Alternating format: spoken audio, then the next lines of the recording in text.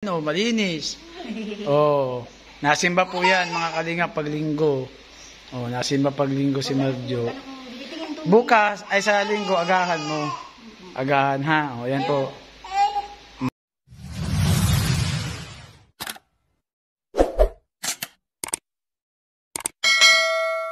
Subscribe niyo po, Ramel Abonita Aragon. Mabuting tao.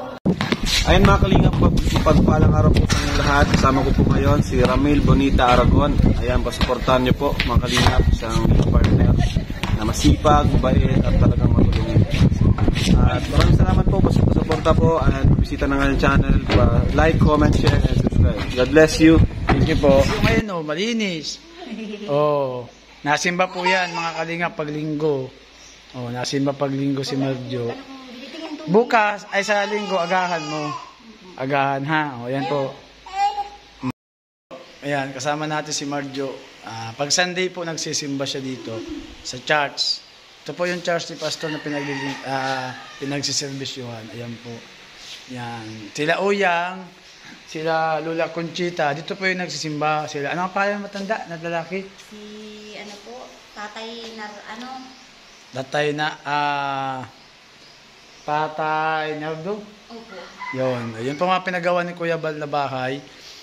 Dito po yun kay Pastor nagpapatuloy. Ano? And ang pinaka-active, si Lola Conchita. Yan. Si Lola Conchita po, siya po yung dumadalo pag Sunday. Si Marjo, Lola Conchita, sila Tinday. So yan po, dito po yan na nag-charge sa Bagasbas. Kaya yun pong mga tinulungan ni Kuya Bal. Yun po yung pinapagpatuloy ko naman. So, behind the camera, hindi po tayo masyadong nagbablog. Pero usually, mga kalingap, yun pong aking mga binablog before, continuous po sila off-cam. So, hindi na po tayo nagpaparablog kasi medyo busy po tayo dito. Ito ang kinakabisihan ni Pastor. Kasi dito po ako naubos yung oras. Yan, sa feeding program. Yan po. Yan po mga pagkain po yan ng mga bata. Yan po yung pinagkakaabalahan ni Pastor at Monday to Friday, nagmo-monitor tayo ng feeding program. Pero babalik po tayo sa YouTube, magpapatuloy pa po tayo. Pag medyo kaya na po nung oras. Kasi ngayon po ay opening ng mga klase, maraming mga bagong school na nag-apply. Kaya puro focus po tayo. So si Marjo naman, update lang kay Marjo. Ito naman po ay... Kaibigan, kaya kaibiganin pa lang po, pero bad lang. Ito naman po si Marjo ay kapag halimbawa linggo, nagpupunta po yan dito kay Pastor. At namamonitor ko naman siya. So hindi na ako masyadong nagbablog. Ngayon lang uli, update. Hindi ako masyadong nagbablog kay Marjo. At mas maganda po yung walang masyadong vlog. Nakikita ko naman siya. Yun pa rin ang routine ng buhay. Umiikot. Nagpupunta sa kung saan. Pero bumabalik naman po sa Mercedes.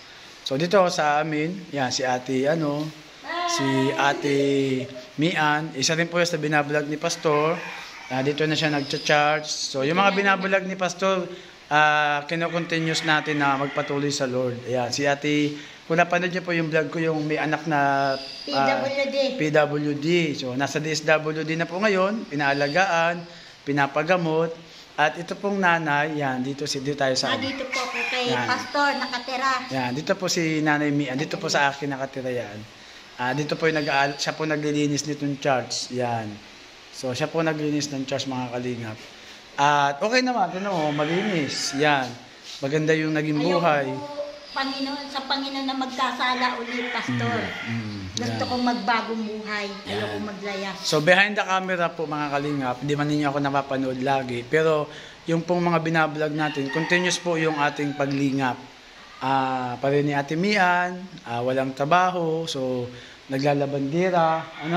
Doon sa isa kong pastora, assistant pastor ko. Siya po yung katulong doon. So, at least meron na siyang kahit paano may source of income. May source of income. Hindi ho namin kayang tulungan yung mga pangangailangan. Pero pwede ho namin silang encourage magtrabaho para yung consistency po nung everyday needs po ay may maibigay.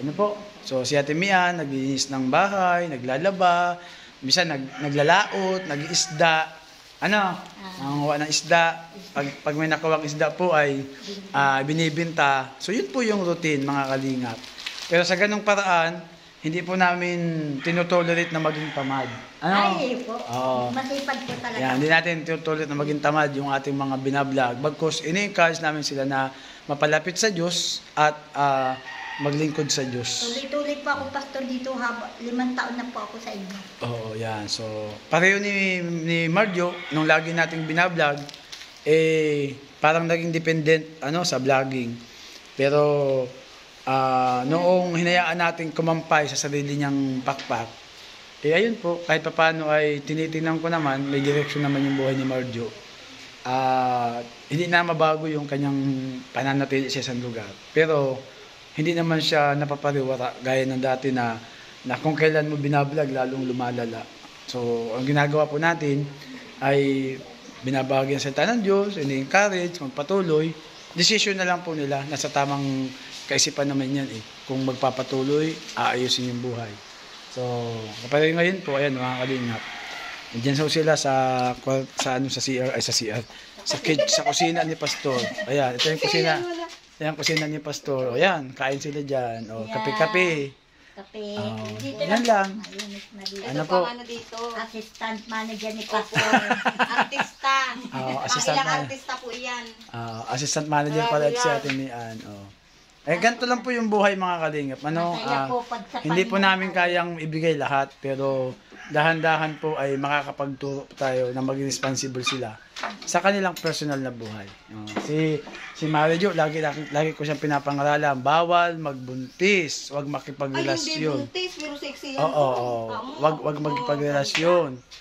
Tama na yung mga bata na yan, alagaan na lang. Si CJ. Si Hindi ako CJ. nagpo-siguro. Yan si CJ. Yan, okay? Alam mo yan, mababa mo yan. Oo, sobrahan na yun ang kalalakad. So yan, mga kalingap, update lang matagal tayong hindi nag-upload. So, hindi po ako nagbablog, pero abangan nyo po, muli tayong magbablog. At muli tayong magpapasaya ng mga tao at aabot ng mga tao. Lalo na ngayong October na may bagong task si Pastor, mas malaking gawain na bubuksan. So, tuloy-tuloy lang ho tayo. At siyempre, shout out sa aming founder ng Kalingap, Kuya Bal Santos Matubang. Shout out, Kuya Bal Santos Matubang. Wow, Kuya Bay, kumusta? Shout out. And siyempre, happy birthday din kay Kalingap Rob. Happy birthday, Kuya Rob! Yan, happy birthday Kalingap Rob. Yan. Birthday po niya ngayong linggo. Nasa Yan. ibang bansa. So, God bless you guys. At pagpalay kay Panginoon. At lagi natin tatandaan na hindi madali ang buhay pero kaya sa tulong ng Panginoon. God bless you po. Bye-bye, bye-bye, bye-bye. Bye-bye po. Pagpalain kayo ng Panginoon. Bye-bye. Palain ka, Pastor Bay. Sa ibang bansa. Sa ibang bansa. Mas pagpalain si Ramel. Kasi si Pastor Ramel kasama na rin. God bless po. Bye-bye, mga kalingap. Subaybayan niyo po yung aking channel at patuloy niyo po akong suportahan upang sa ganun marami po tayo matulungan. Kuya Ramel, Team Kalingap Music, Ramel Bonita Aragon. Isang kalingap na maaasahan natin sa pagtulong. Araw-araw, maaga siya na bumabangon. Iyahatid ang kwento at magandang balita. Gumagawa ng kusa na ating nakikita. Si Kuya Ramel na inyo na nakilala. Mga ka-daily walk sa kanya ay nakasuporta. Katulad ng kalingap at mga sumusuporta. Tuloy-tuloy lang sa pag-angat ay sama-sama. Kaya halika na samahan si Kuya Ramel sa pagtulong sama-sama pagkat katakalingap tunay na maaasahan. Lagi mo nakakampi sa pagtulong sa kapwa ay hindi pa huhuli. Siya si Kuya Ramel, tunay na maaasahan, mabait at makajus sa tunay mo na kaibigan. Kaya halika na sumama na sa aming biyahe. Solido na kalingap, yan ang aking masasabi. Si Kuya Ramel na inyo na nakilala. Mga ka-daily walk sa kanya ay nakasuporta. Katulad ng kalingap at mga sumusuporta. Tuloy-tuloy tuloy lang sa pag-angat ay sama-sama. Kaya halika na, samahan si Kuya Ramel sa pagtulong sama-sama, pagkat Tatak Kalingap tunay na maaasahan, lagi mo nakakampi sa pagtulong sa kapwa ay hindi pa huhuli. Kaya halika na, samahan si Kuya Ramel sa pagtulong sama-sama, pagkat Tatak Kalingap tunay na maaasahan, lagi mo nakakampi sa pagtulong sa kapwa ay hindi pa huhuli. Siya si Kuya Ramel, tunay na maaasahan, mabait at makajus at tunay mo na kaibigan. Kaya halika na, sumama na sa aming biyahe, solido na kalingap, yan ang aking masasabi. Ilan ang bata?